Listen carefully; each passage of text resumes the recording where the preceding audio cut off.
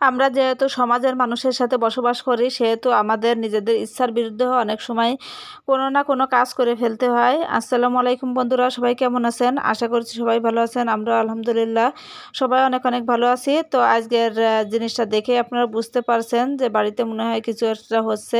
তো আসলে তেমন কিছুই না, আমার মেয়ের আজকে বার্থডে ছিল, অর্থাৎ আমার বড় মেয়ের আজকে 15 বছর পূর্ণ হয়ে 16 বছরে পা দিল।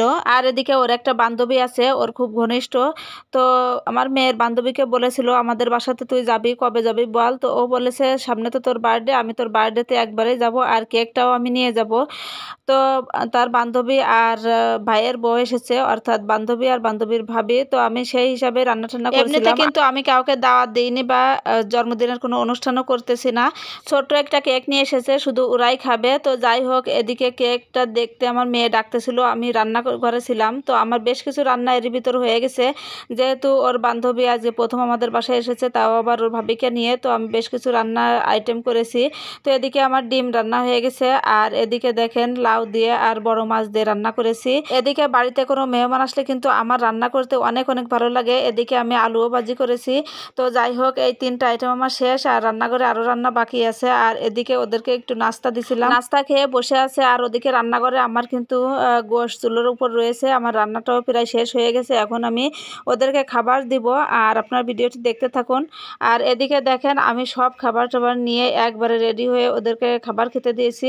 তো দেখেন লাউ, বড় মাছ, আলু ভাজি, ডিম, আর আমি আলু ভাজির সাথে কিন্তু একটু চিংড়ি মাছের বড়াও ভেজেছি। আর এদিকেটায় আছে গরুর গোশ, আর সাথে ওদিকে সালাদও করা হয়েছে। তো সবাইকে একসঙ্গে খেতে দিয়েছি, আমার মেয়ের বান্ধবীকে, মেয়েকে, 2 মেয়েকে, আমার ছেলেকে, সবাইকে একসাথে বসিয়েছি যে ওরা সবাই একসাথে খাবে।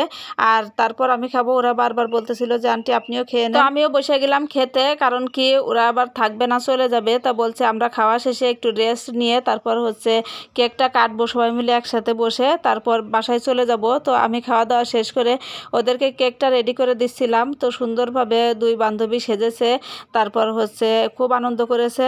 আর আমার বাচ্চাদের জন্মদিন আসলেই আমি কি করি জানেন, আমি ঘরে হচ্ছে একটু গোশ রান্না করি, একটু পোলাও রান্না করি, ওদেরকে খাওয়াই আর বলি যে বাবা কি আম্মু ওইসব করতে হয় না, এমনিতে তোমরা ঘরোয়াভাবে খাও। তো এদিকে দেখেন সামিয়া আর আয়শা ওরাও খুব সুন্দরভাবে সেজেছে, আর সবাই খুব আনন্দ করছিল। এদিকে আমার মেয়েটা কেক নিয়ে একটু ছবি তুলতেছিল। তো ঘরের ভিতরে এই আনন্দ থাকাটাই ভালো। আমি আমার বাচ্চাদেরকে আমার সাধ্যের মধ্যে সবটুকু খুশি রাখার চেষ্টা করি সব সময়তে। তো যাই হোক, ওরা কেকটা কেটে খেয়ে তারপর দেখেন বান্ধবীরা চলে গিয়েছে। আর বান্ধবীরা কিন্তু শুধু কেক নিয়ে আসেনি, আমার মেয়ের জন্য একটা গিফট নিয়ে এসেছে। তো এই হারের সেটটা ওর বান্ধবীকে উপহার দিছে। তো হারের সেটটা দেখে আপনারা জানাবেন যে হারের সেটটা দেখতে কেমন হয়েছে। আর এদিকে আমার ছোটো মেয়ে বায়না করতেছে যে আপির জন্মদিনে তুমি ওর বান্ধবীকে খাওয়ালে, আমার জন্মদিনেও আমার বান্ধবীকে নিয়ে আসবো, আমাকে গিফট করবে। সে কত কথা জানেন না, বাচ্চারা বেশি হলে যা হয় আর কি। এর ভিতরে একটা কথা বলতে আপনাদের ভুলে গেছি, আপনারা যদি আমার চ্যানেলে নতুন হয়ে থাকেন অবশ্যই সাবস্ক্রাইব করে পাশে থাকবেন। আর আজকে আমাদের ভিডিওটি কেমন লাগলো অবশ্যই কমেন্টসে জানাবেন। আল্লাহ হাফেজ।